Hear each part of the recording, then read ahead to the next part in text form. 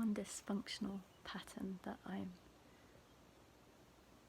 aware of and that I've been aware of for many years is my tendency to compare myself to others, and inevitably sometimes I come out on top, i.e. superior to others in some way, and at other times I come out lacking and inferior. And this has taken different forms over the years, and certainly the inferiority aspect has definitely caused me some suffering, and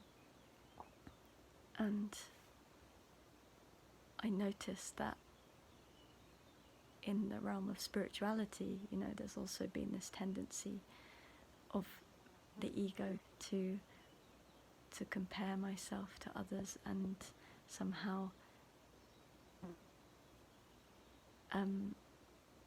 feel, bigger and better for,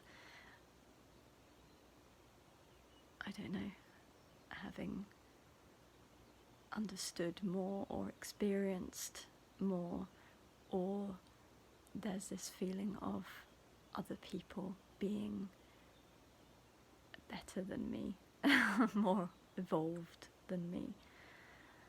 And of course, from a spiritual perspective, the whole idea of comparing oneself to others is preposterous, because in the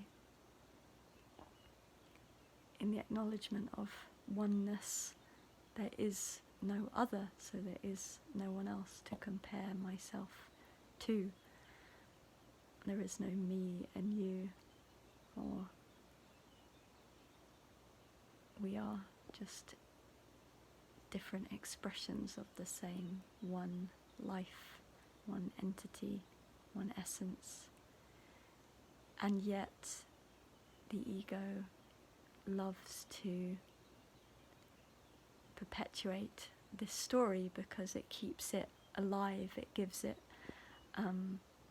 something to shape itself around, a temporary reality that it creates through this story of either being better or perhaps equal or worse than some other being.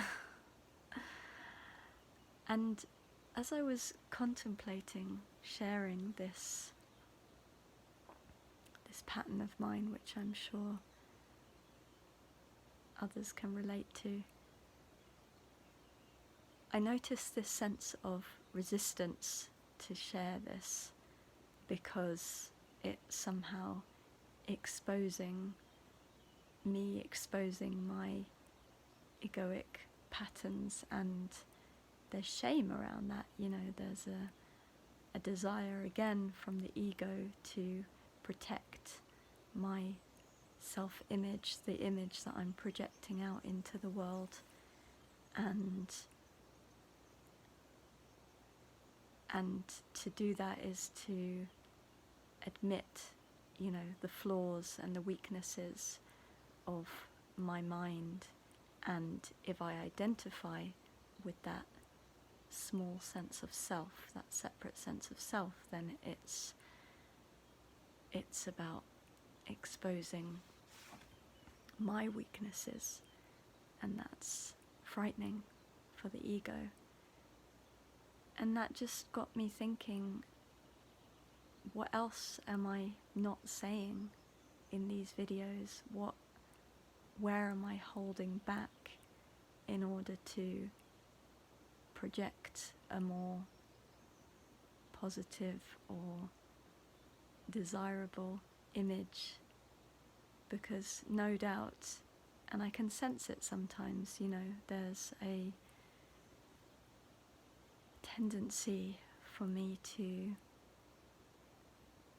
not express all the rawness and the muck. Although I've tried to be as honest as possible and to say what, what arises as I'm doing the recordings. So there is a sincerity there to have these videos be an accurate reflection of my process, but I'm also aware that on a subtle level the ego wants to project the most desirable, the most fitting image of this self, this person. And it's fitting right now to address this point because I'm now very much in the premenstrual phase of my cycle, and this is a time for truth-telling and discernment, and also courage to express what is,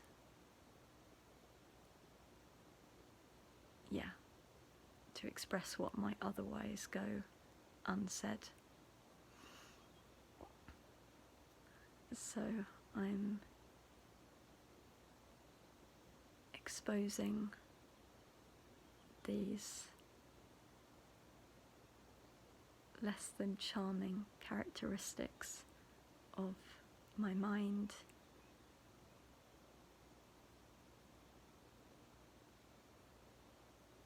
out of a sense of speaking the truth and not upholding the status quo of the ego, to not show itself in its dysfunctional state. Thank you for listening.